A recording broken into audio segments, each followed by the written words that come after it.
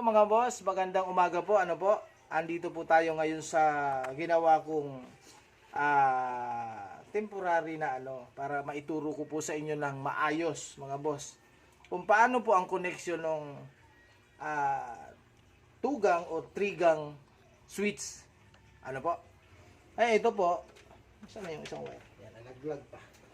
Tandaan po natin mga boss, sa switching po ng ilaw, ang ginagamit pong wire dito mga boss, kadalasan, number 14 na wire. Ano po? Hindi ko alam kung ano pa tawag nila. Ito po, number 14 yan. May breaker po tayo. Ito po nakikita nyo, ito dito banda. Ito po yung, dito ko ilalagay yung switch. Ito yung mga ilaw niya. Wala po akong junction box, kaya utility box na lang po ang ginamit ko mga boss. Nilagyan ko rin siya ng mga flexible hose na lang po ginamit natin para safe.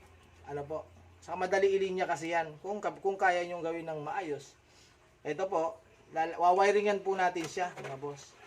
Siyempre po, mga boss, kung ilan ang ilaw ang ikakabit nyo, ganun din po ang ilalagay nyong wire. Kagaya nito, 3 gang po yan, 3 ilaw, 3 wire po yan, bali 4. Yung isa po dyan, siyempre, hindi magkakaroon ng kuryente yung 3 kapag wala itong isa na ito, pinaka-live na. Yung papunta sa switch, halimbawa po, 3 ilaw yan. Yung papunta sa switch na wire, galing dito sa isang junction box, mga ibang ginagamit po dyan. Dapat 4 yan. Ito po para sa 3 ilaw. Tigi-isa sila, 1, 2, 3. Ito yung pinaka-supply po nila. Tapos, pagdating nyo po, pagtawid nyo naman dito sa kabila, 3 wire na lang yan. Kasi, bakit 3? 2 ilaw na lang pong bibigyan nyo ng dyan ng supply, po, ayan. Yung isa dyan, syempre, yung pinaka, niya, live wire niya, po, connection niya dito sa isa. Ayan. Tapos pagdating sa dulo, ayan, may dalawang wire na lang kasi isa na lang dito. Ngayon mga boss, sana po, iilaw ba talaga yan? Panoorin nyo po sa YouTube channel ko mga boss, yung paano natin tatapusin yan. Kasi sa ngayon, wala pa po akong junction, yung bugilya, yung lagayan po ng ilaw, saka yung bumbilya, saka yung switch.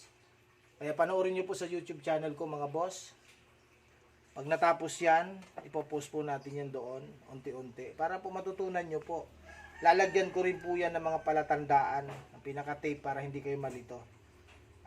Para yun na lang po ang gagayahin po ninyo.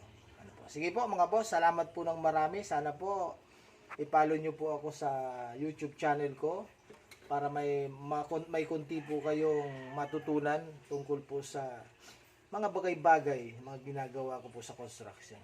Salamat po sa inyo ng marami. Mga boss, salamat.